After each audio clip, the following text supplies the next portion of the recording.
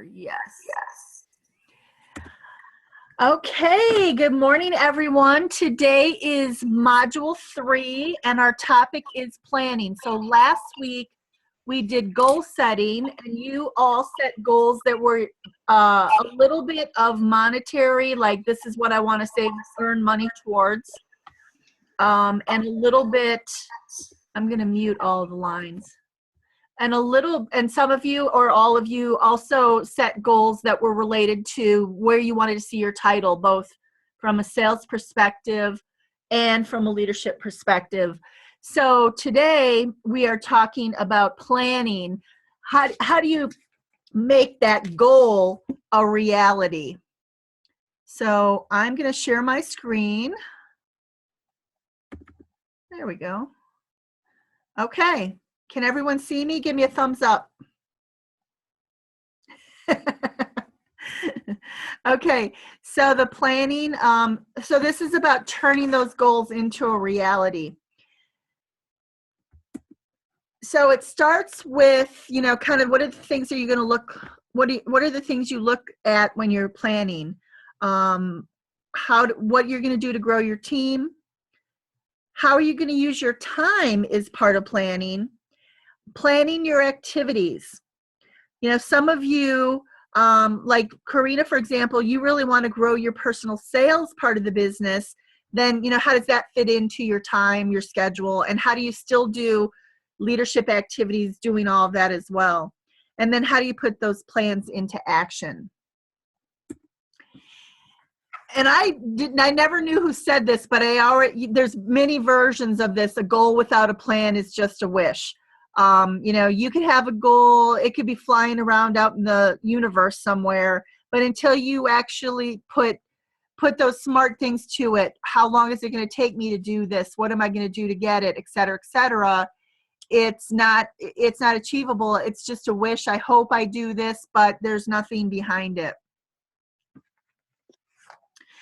So when you're planning to grow your team, you look both externally and internally to grow your team and your leaders. And I probably would have started this at internally because, to me, I look at, let's take a look at who's already on the team and what their potential is. And then let's take a look at prospecting and how do you bring in outside people. They kind of have it different. They have prospecting first. So every interaction is an opportunity to grow your team. Be intentional by planning activities to find people to join your team. Reflect on your success. Pursue your top customers. Leverage your personal network. Get involved in your community. Attend community events. Conduct fundraisers. And then run regular Avon opportunity meetings. So I'm going to open it up and, what of these things has worked well for you over the years?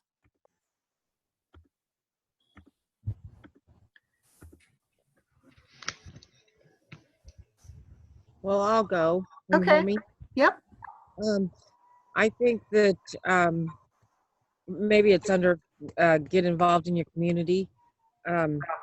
I learned from Lisa Wilbur that you have to self-promote, and I think it was the turning point in my business because I was always kind of shy about promoting myself. And after what she said, I got a sign for my car. I put an Avon sign in my yard. I started getting business cards and putting those out. And she said to start at your house and just keep working out until you're in a 30-mile radius all around. And you want everyone in that area to know that, you are the Avon lady. And that does take going to community events and, like maybe, I don't know, a parade or quarters games they play, or bingo games, whatever. Just, you just got to be popping up everywhere so that you're on people. And that's been very successful for me. Good. I think that's where a lot of people, they balk because they don't want to be pushy or this or that. But if you don't promote yourself, who's going to? Commercials for products, even movies.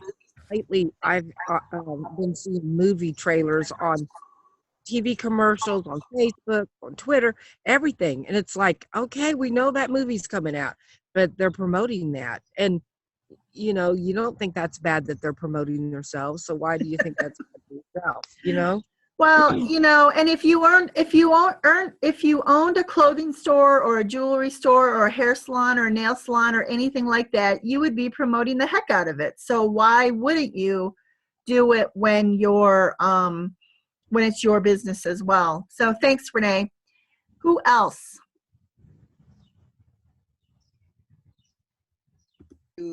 Top customer. You recruited a top customer. Right. Okay, so how did that work? Great. She purchases close to $200 a campaign. And as we were discussing, I have this, I have this, I have that, I have this. And, so basically we just flipped into who do you know who could join your team? Who do you know who could make some extra money? So I could skip the part of telling her about Avon products. She has shelving on her home. She buys out of every book, clothes, perfume. She buys it all. So she's very excited. She had a change in her financial situation, shows she's needing this for extra money. Is that the one we talked about just recently? So she's on. That's awesome. She's on as of this afternoon.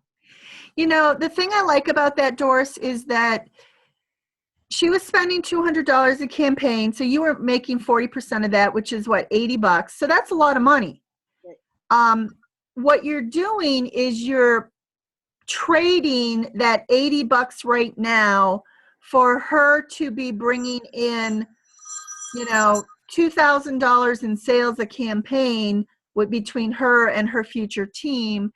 So you're gonna, 10% of $1,200 is $120. Right. 40% of $200 is $80. So, there's that portion that some people are fearful of recruiting a customer, but that person is going to grow. And if you're either going to make more money, or if it doesn't work out for her, she's going to come back to you and probably bring a few people with her as customers. So it's almost a win-win when you recruit a top customer. And she had sold direct sales previously, so all she did was nod her head as I was talking. Hey, I'm curious, did you do the 40x4 worksheet with her right away?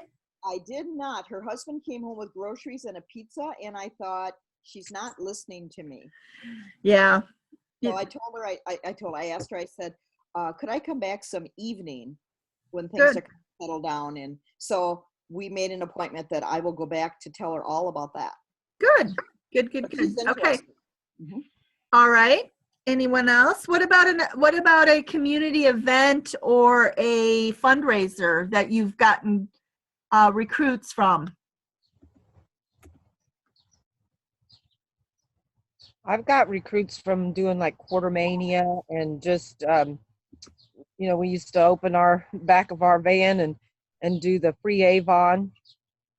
And you just put up a sign that says free Avon and give out free samples. And, that gets attention.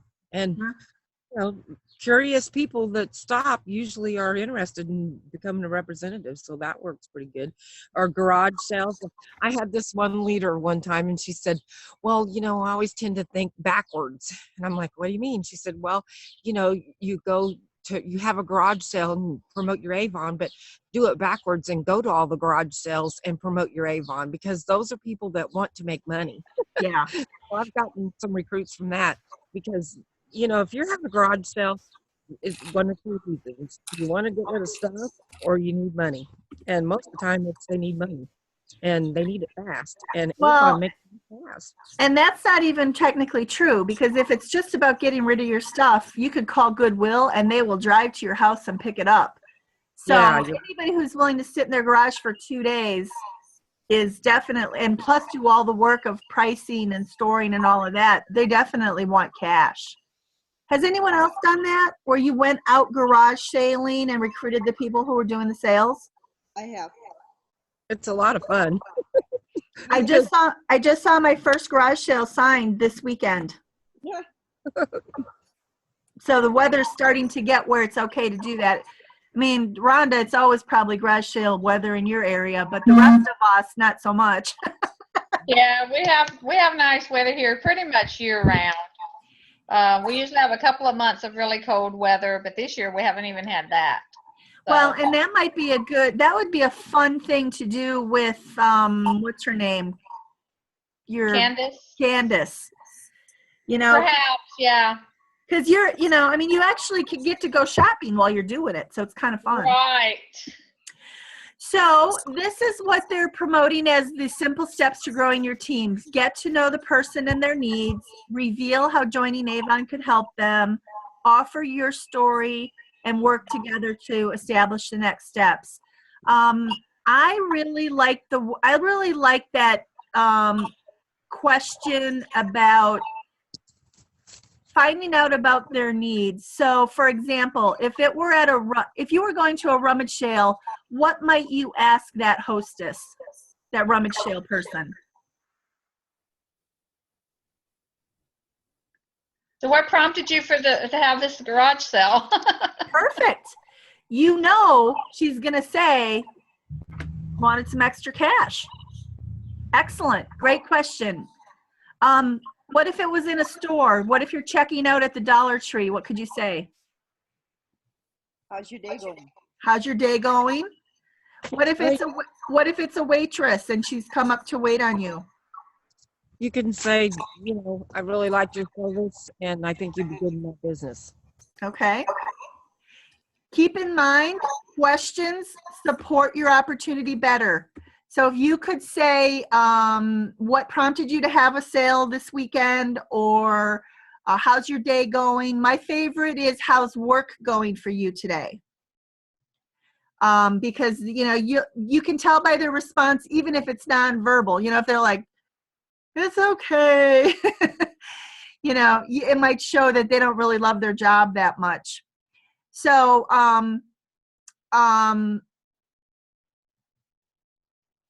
and then the question, you're trying to identify a need. So questions like, if you could do something else, what would it be?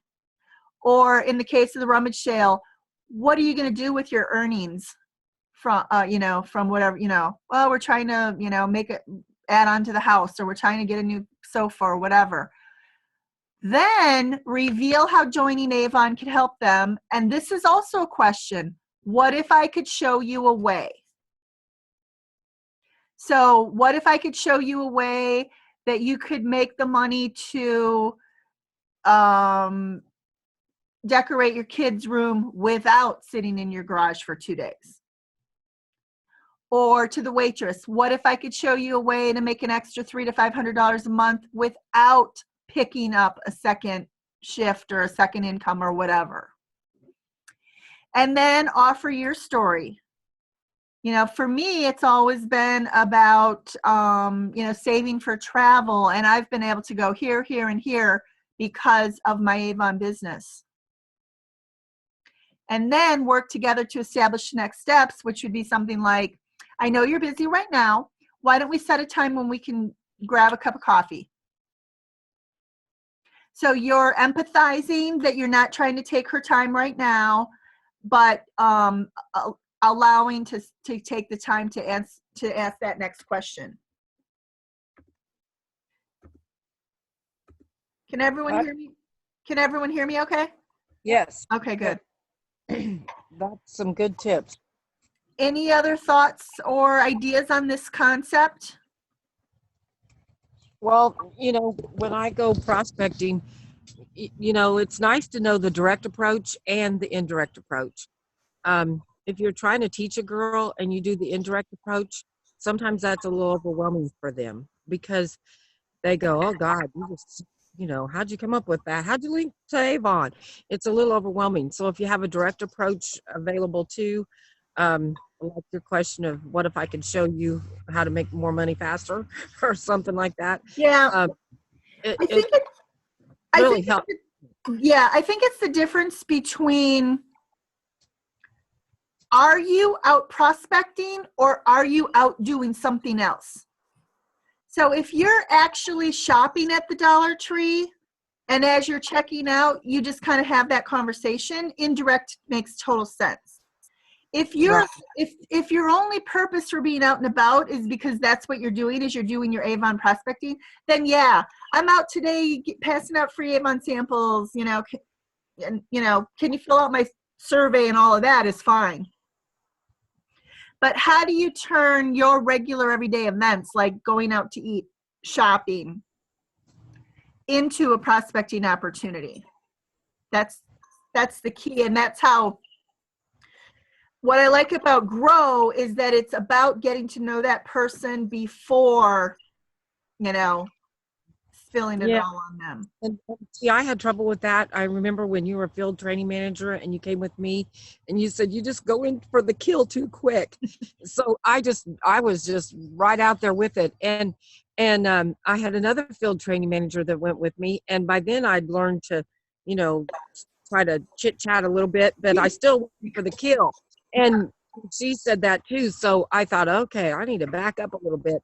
And I think it really did help me a lot because you really got to find some common ground that you can strike up a conversation that doesn't have anything to do with Avon, because that builds trust and likability. All the reasons that they might want to do something that you want are going to be found out in that little short conversation. Like if you're talking to them and you're grumpy and you're not smiling, they probably don't want to do anything with you. Good point. And I also find that if you take a friend with you, it's amazing when you guys are there and you're happy and you're having fun.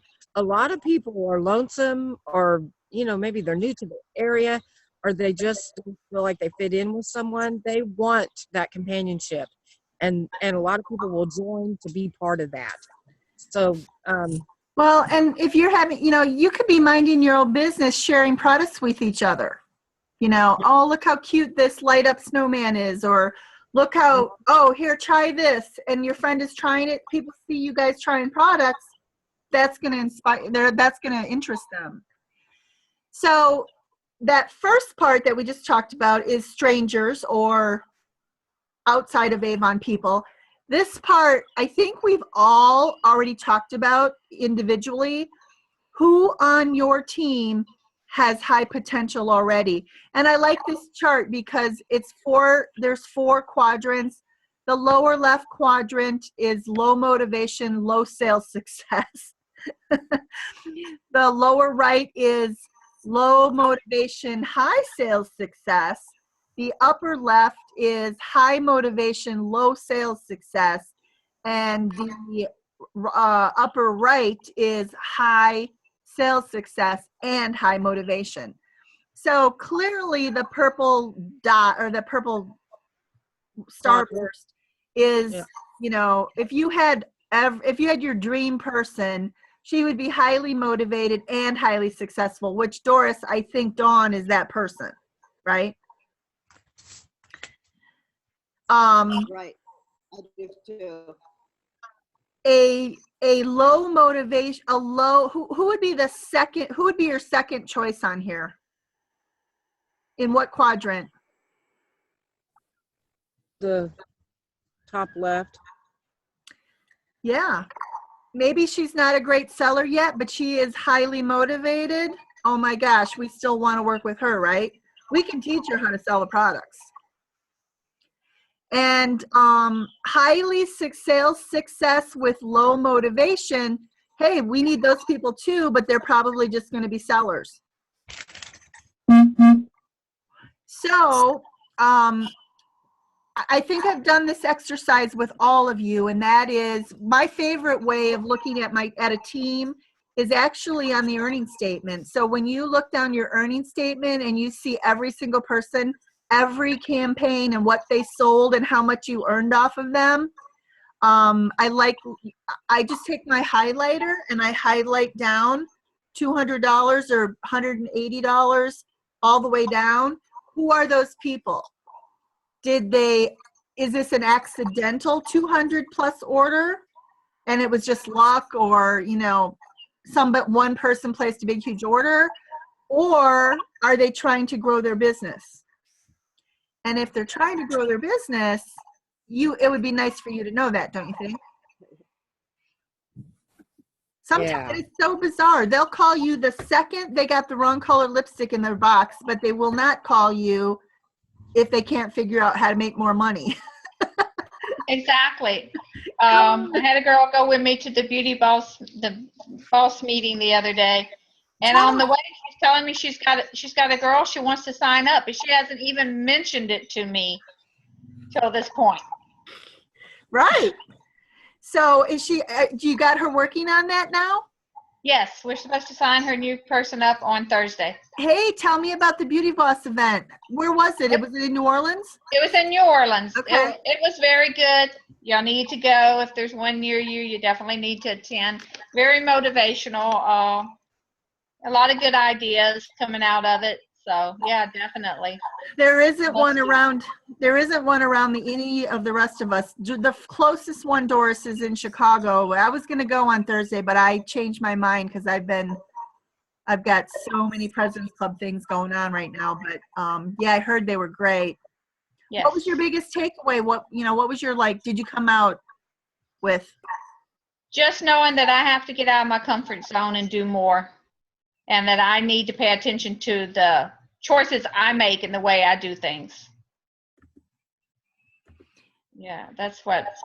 So that's a good, that's a good takeaway. And then it's just a matter of what are you going to do to implement that? Right. Because knowing it and doing it are two different things. Yes, definitely.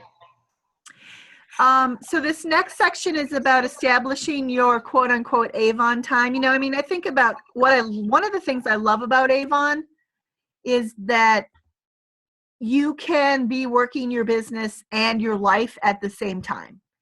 But there's definitely a certain amount of, I find one of the things I get in the most trouble with my husband about is, are you ever going to come out of the cave and, say hi to me today? So we definitely have to figure out how that work-life balance works. So let's see, what are your tips for work-life, what are your tips for how do you keep your Avon time somewhat separated? Mine's blended. I did. When we go out to eat, I'm recruiting. When we go shopping, I'm recruiting. Mm-hmm. So I'm Avon. Anyone else, thoughts or ideas? Trying to put the things I know that we have coming up on the calendar and planning my stuff around those. Good. That's the big rocks theory. I don't know who wrote that. It might have been Stephen Covey with the big rocks theory. So if you take a big, restaurant-sized jar of empty jar for pickles or whatever, and you fill it with sand, and then you try to put rocks in on top of that, you can't because the sand fills the jar, right? And so what the analogy is, all those little tiny things in your life, if you do those first, you can't get the big things in. Whereas if you take the big rocks and you put them in the jar first, and then you drop in so the big rocks are your big important things, and then medium rocks are things that are, important but not like that life-threatening. You can drop those in and they'll roll around the rocks, and yet you can still fit some sand in around all of that. And the point is that if you do it the opposite, if you do all the little junk and you're worried about all the small things in life, you cannot take the time to fit the big rocks in. So you got to put the big rocks in. What are those most important things on your calendar first, and work everything else around that. And that can be difficult in my case because my husband's schedule is a 24-hour call. He works on demand, so I never know when he's going to be home and when he's going to be gone. Yeah. So it can make it difficult, but we work it out so far. and some of the big things are, like family dinners or holidays or, different, some of that kind of stuff. And then it's just a matter of, okay, let's look a few days ahead. What's your schedule like, or, whatever. And obviously there's going to be emergencies that happen as well. What about I know most of you, Avon is kind of your full-time thing. Either, 20 to 25 hours a week on Norm. I know Doris, it's full-time for you. Karina, you've got a whole nother full-time, so you're like doing a double full-time thing. So, how do you manage that? What are your, Stay organized. You've So- got to have notes. You've got to have, you got to have your goals wrote down so that you don't forget them. I just stay organized, really. And then every possible opportunity that I have from meeting new people or even my current people that I sell to, I use that time anytime I'm with them. yep. So, Yeah, here was my list for today. So yeah. this stuff has to get done, and it has to get done in a certain order because I have so Yes. many meetings. It's like, well, what do I need for my first meeting? What do I need for my second Right. meeting? What do I need for my third meeting? Yep, I know Right. exactly what you mean. I mean, yesterday I got my order in and it was like a $2,300 order. It was huge. And I got it put together and I notified everybody, which I always do this. I get my order on a Monday and I notify them, I get it put together, I get it loaded, and then I deliver on a Tuesday. I was worried I wouldn't be home in time for this call, but I'm telling you what, I got up early this morning and I thought, great hat day, I don't have to worry about my hair. And I had a blast. It was fun. That is so great. So it was fun. But yeah, I just use every minute that I'm out. Every. So are you So- telling me that you delivered a $2,300 order already today? Yeah, I have all my orders delivered. Now I do have a couple people that pick it up at the house on my bench. And I do have some people that pick up at the bar, so I don't have to do that. But yeah, I had to go to Quincy today and deliver everything That is, from West End to the East End. So yeah, do you have a map? Like, do you do a route thing? not really, because I've done it so much now that no, I start at the West End of Quincy and I go. And when I load it in my truck, I actually put it in the order. So that kind of helps me. Yep. So, but yeah, I mean, it went really well. So that reminds me, for either that kind of thing where you're doing all of your order delivery, but also for the whole concept of rummage sales, has anyone ever used a MapQuest's Route Finder? No. So I think there's other ones, but I use MapQuest all the time. And you know what? I can show you because I'm sharing my screen with you right now. So watch this. Okay. I am going to go to, oh no, screen sharing has stopped. I didn't mean to stop sharing. Hang on. Desktop. Can you still see my screen? Yep. So I am going to go to mapquest.com.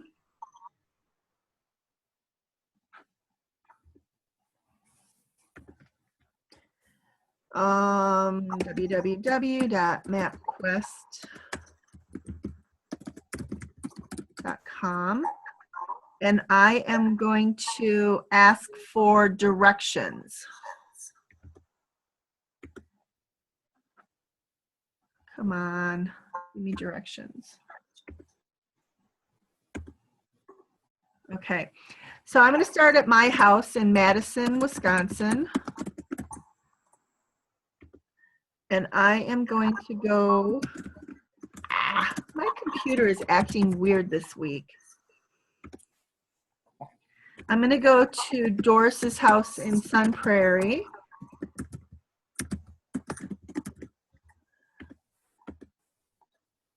And then I'm going to add a stop, and I'm going to go to Kansas City to see Renee.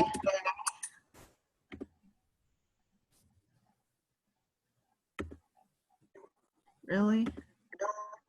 And then I'm going to add a stop. And what's your town near Quincy, Karina? Yes. Should I just put Quincy. Quincy? Yeah, Quincy. Quincy, Illinois? Yes.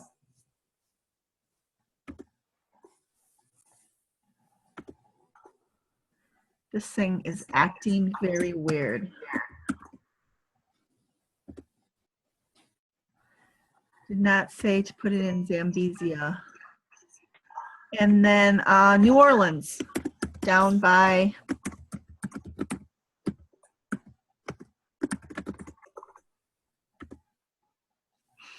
so you get all of those in and see how it's if we spread it out on the map a little bit.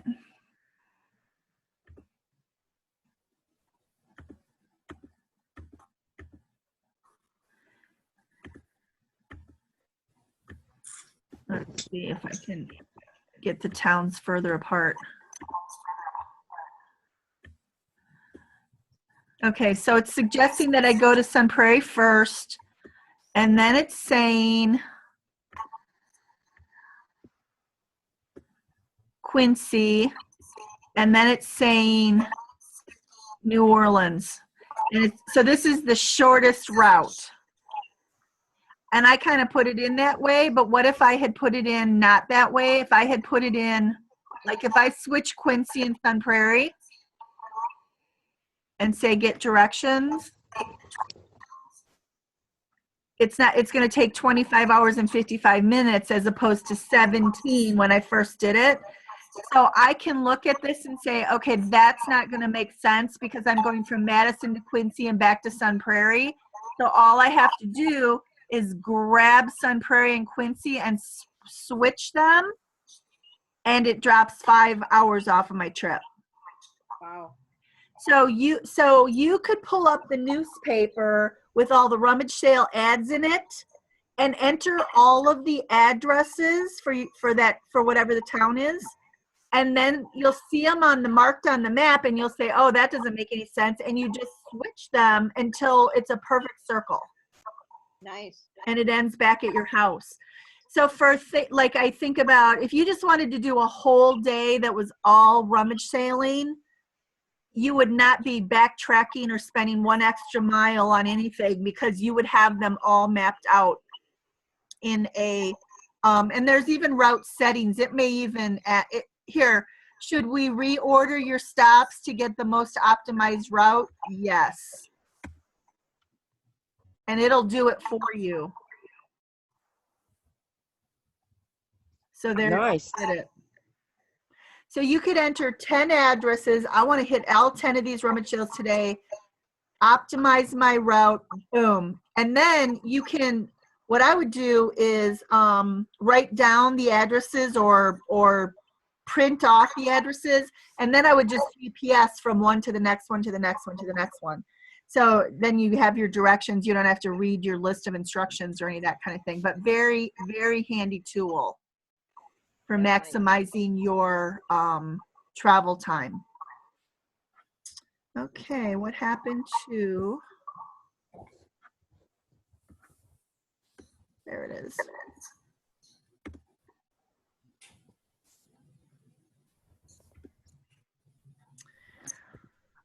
Okay.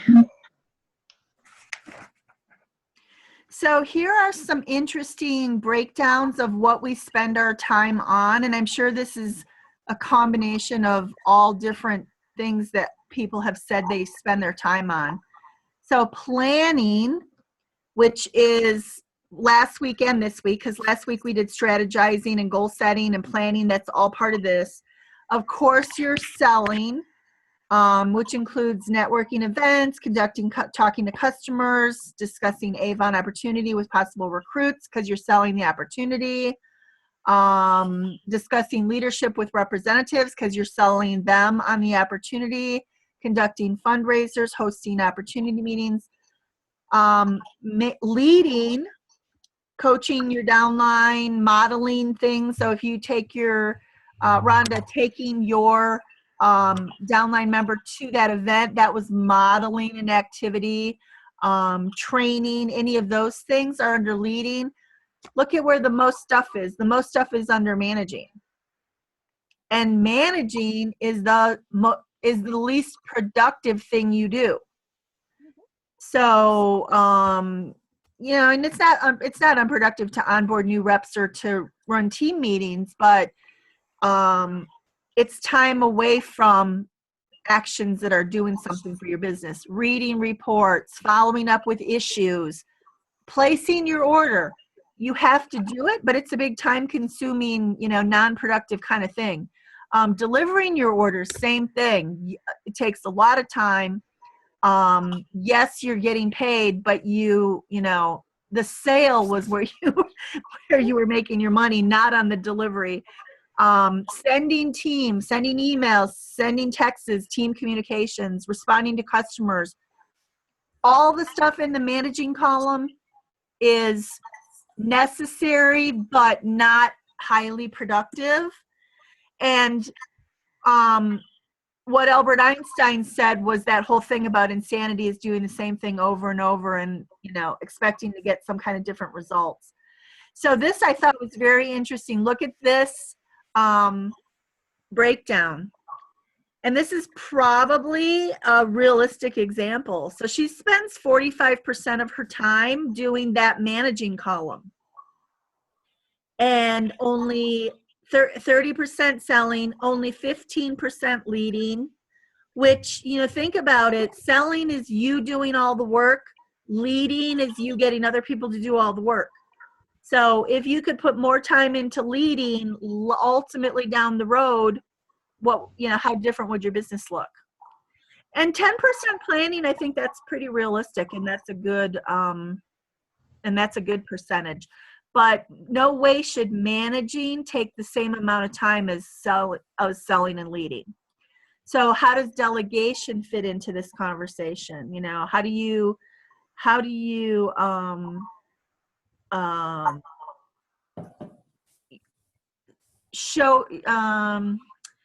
show your representatives how to take care of themselves, you know? So how do you do that? So any thoughts on this as it relates to your own breakdown that you think? I think I need to spend more time training. So if your leadership column was a little bit higher and maybe your managing column was a little bit lower, basically. I mean, even a 15% difference, if you took 15% off the managing column and added 15% to the leading column, your time would be so much more, it would just be a huge amount, less stuff that you're doing that doesn't add value, plus 15% more that adds value. Any other? Step away for 1 minute. Okay. Any other thoughts on this? What would you say your breakdown is? If you had to put numbers on this chart.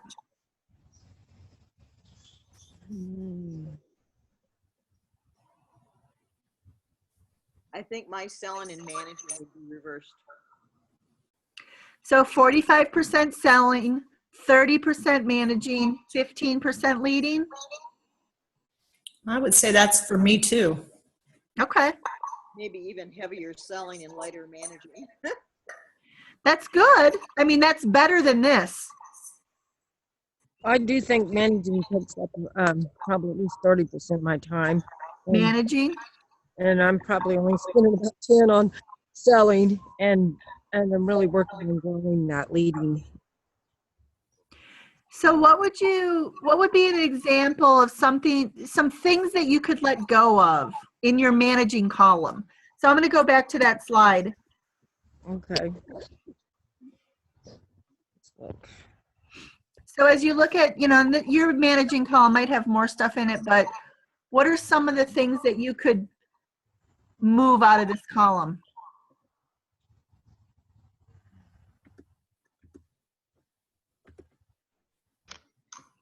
So where it says responding to customers' requests and complaints, are we talking about our customers or our team members? Both, either. We're definitely responding to the team members because they should be able to call Avon themselves or look it up themselves. So how do you manage that? One thing someone texted me the other day with a message, and I said, well, what do you plan to do about it? picking things up, Rhonda. And she came back with a good answer. Good. So, what's interesting about that, she may not have been looking for an answer. She may have just been looking for not certification, but what's the word?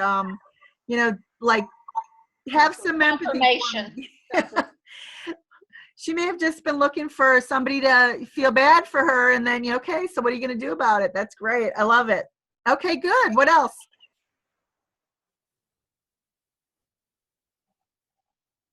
What have you tried?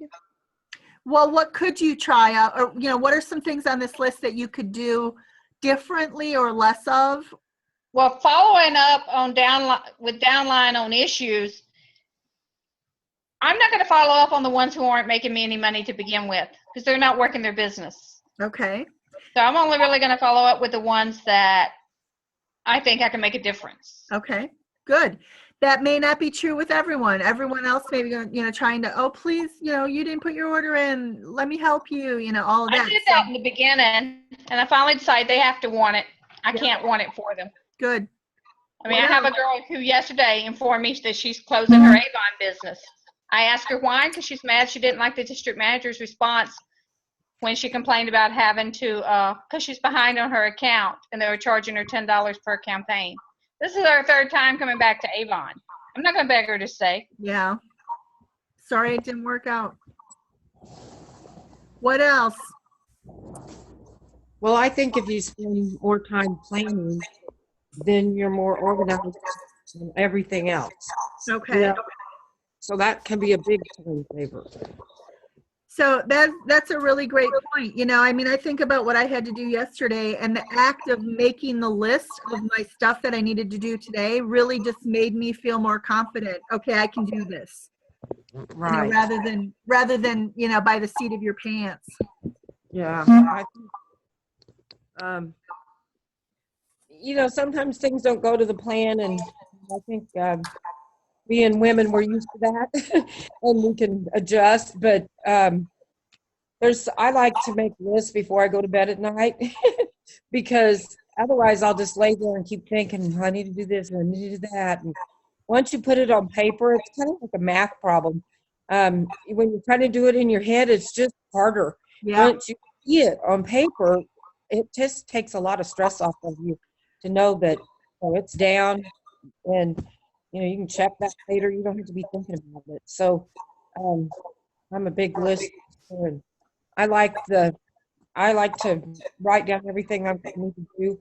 And the thing of it is, we all wear so many hats that I sometimes separate, like, my wifely duties or children and Avon, and then I prioritize each one of them. And I just love that little sideways arrow that means I'm moving that to tomorrow. But it's amazing when you have all this stuff in your head you want to do. I mean, maybe you need to vacuum, or you're going to clean out the closet, or you're going to decorate for a holiday, and you got to make the meal and deliver your Avon and do all this, and you have all these things you're going to do. But whenever you prioritize them and you don't do it that day, if it gets moved over 3 days, it's not a priority to you. It's not what you really want to do. It might be something you think you should do, or someone else expects you to do, but it helps you to figure out what your priorities really are. And that is something that I really need my jumbled up little mind. Yeah. It just really helps me, because I don't know. Well, you know what? I did that with Chicago. I have a President's Club Gala tomorrow. I'm in northern Wisconsin this week, and I have a President's Club Gala tomorrow. I was going to drive 4 hours home tomorrow and then drive 2.5 hours south to Chicago for the event on Thursday. And the more I thought about it, the more I thought, why am I driving down to Chicago? I'm not going to have any of my own representatives there. If it is, it's going to be 2. And, do I really need to go? And I backed out of it because of that. Just because, did I really need to stress myself out when, in the middle of this President's Club Gala season? So it was a really good, kind of exercise. And I think we see a lot of articles about how to say no, and are we taking on too much stuff and things like that. You know, the one thing I didn't hear anybody say anything about, what can we do now differently with placing orders and delivering orders?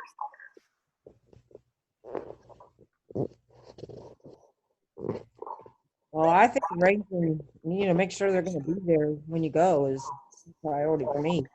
Well, know? what about using the new full commission on online sales? You know, are there people where it doesn't even matter? You don't even see them. You go Mhm, drop off at their house and their check is in the door. mhm. You know, could you get their debit card number and run the sale through your e-store instead and have it delivered right to their house by Avon? I am trying that.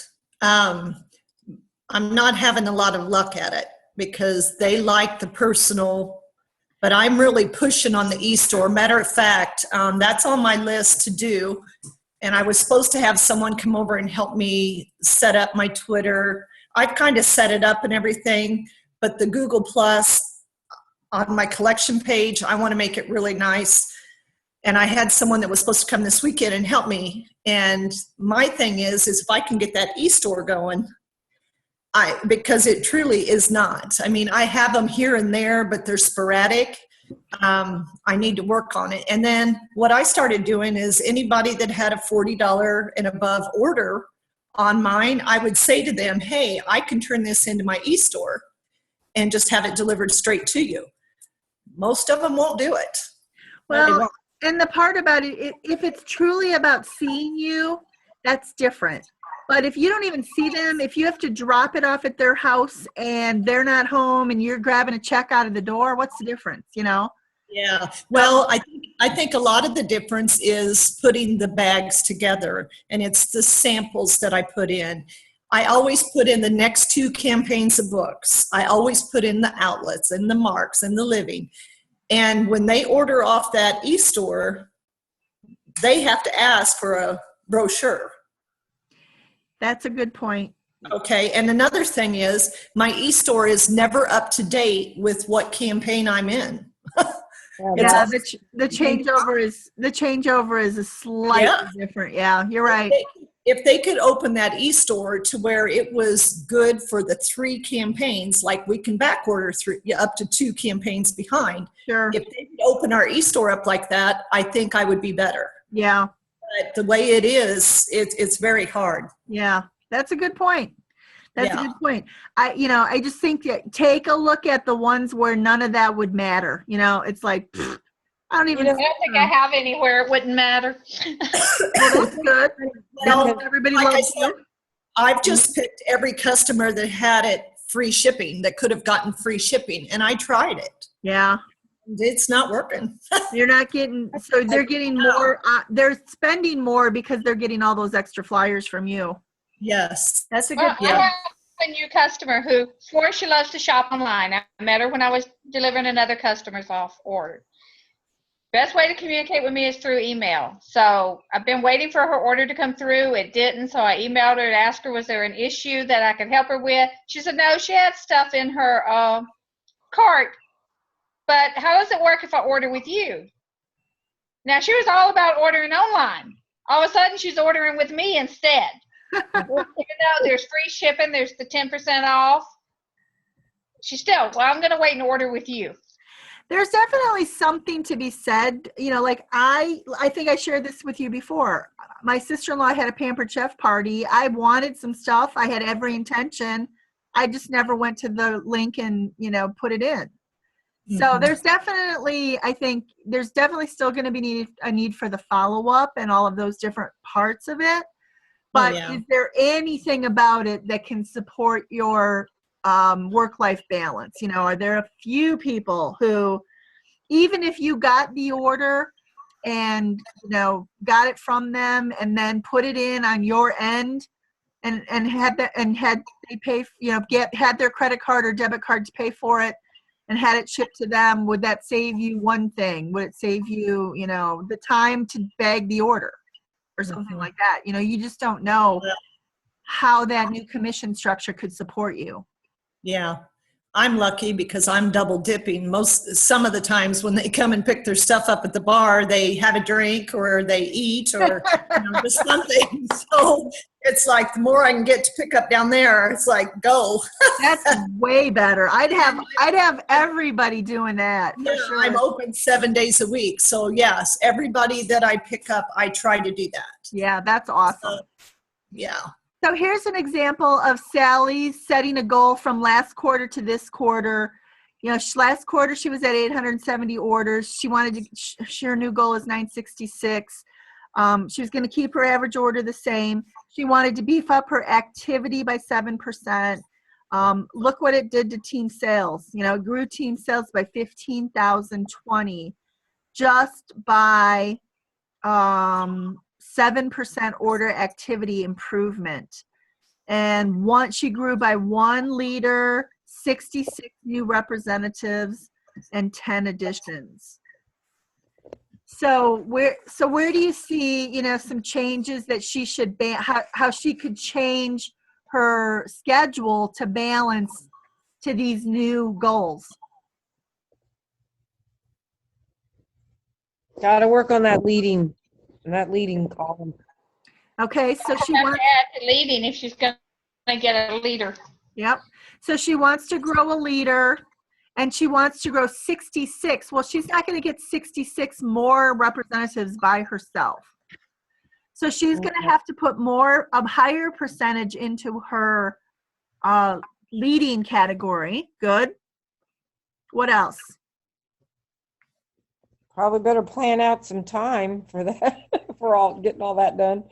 Yeah, you can't just say, I've heard this from people. If I make President's Club, I make President's Club, I make President's Club. If I don't, I don't. If I win the trip to the Bahamas, I win the trip to the Bahamas. If I don't, I don't. Are you kidding me? What are you doing differently that would make either one of those things happen, right? Yeah.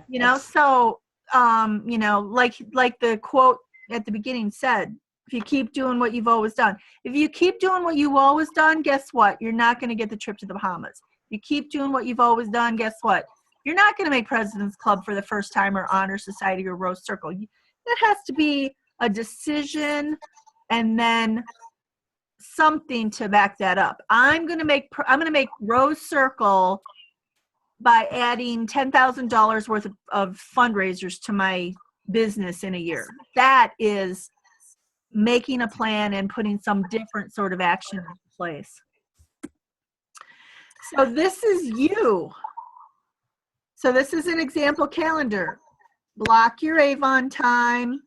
Reflect on the balance of activities that that you're committed to. And that could be personal as well. I'm committed to going to my kids' school, for 4 hours a week to be a homeroom mom or grandma or whatever. And then how do you add and adjust? So you all have some version of this. I am telling you, so I left the house on Sunday afternoon, which first of all, leaving the house on Sunday afternoon throws me into a whole loop because it's totally different than what I'm used to. Left my planner on my desk and I feel completely lost this week. I'm like, what am I doing and who am I supposed to see? Because it's not, and most of it's in my calendar on my computer. It's just not the same as having this kind of looking thing right in front of me. Which reminds me, can you all tell me what time we decided for on Thursday? Karina. I don't have it in front of me. Sorry. Okay, well, we'll figure it out. Rhonda. I'm looking at my calendar now because I think I put it on my calendar already. Let's see. I was thinking mine was 3:30 or 3:45. I can't remember. Okay, so yours was probably 3:30. Doris is 1. I still have mine on Wednesday, 11 to 12. It's not, because I'm doing the luncheon. I'm doing a President's Club gala tomorrow. I changed everybody to Thursday, so I think it's at 11 on Thursday. On Thursday at 11. That still works because I Okay. have something scheduled in the afternoon, but I'm good for Thursday morning. Okay, Karina, was yours at 2:30? That sounds about right, yes. Okay. I think that is, and then Laura must be at 4:30. Okay. So I'm going to try to send out invitations today, but I could not remember what time everybody was at for Thursday, but I wanted to get them on your calendar. So, and I got to figure out what's wrong with the action guide because it's not working. Here it is. So let me show it to you for right now. And here's the deal. If we can't get it to work, let's just write it down. Okay. So the first section is your plan, team growth activities. What will you do to find new team members? So maybe write that down. So number one, what am I doing to find new team members this week? And then there's a space, a really nice space for you to fill in some potential team members. And one of the things that Doris and I worked on, because we had the opportunity to work together on Saturday with her person, that it doesn't have to be the 40 by 4, but go down your list of everybody on your team and look at who are the people selling $150 or more pretty consistently. So start with those people. And actually, they would probably be potential leaders up here on the top of the next page. And then do you see how it asks? The section on the left side asks for personal needs, and the section on the right side asks what would make him or her a good candidate. This is you identifying why you thought of that person. So on the left side, potential new team members, it was really interesting because Dawn, who is Doris's person, was talking about some of her customers, and it was really interesting because she had never thought to approach them. But she said, oh, well, I have this friend who works at a daycare. And I kind of stopped her and said, works at a daycare? You mean where she could do fundraisers or sell to all the parents who work there? And she's like, I never thought of that. So I'm getting a little bit of feedback, so I'm going to mute. So what do you think their personal need is? And another one, she said she buys a lot of stuff and sends it back to her family in Africa.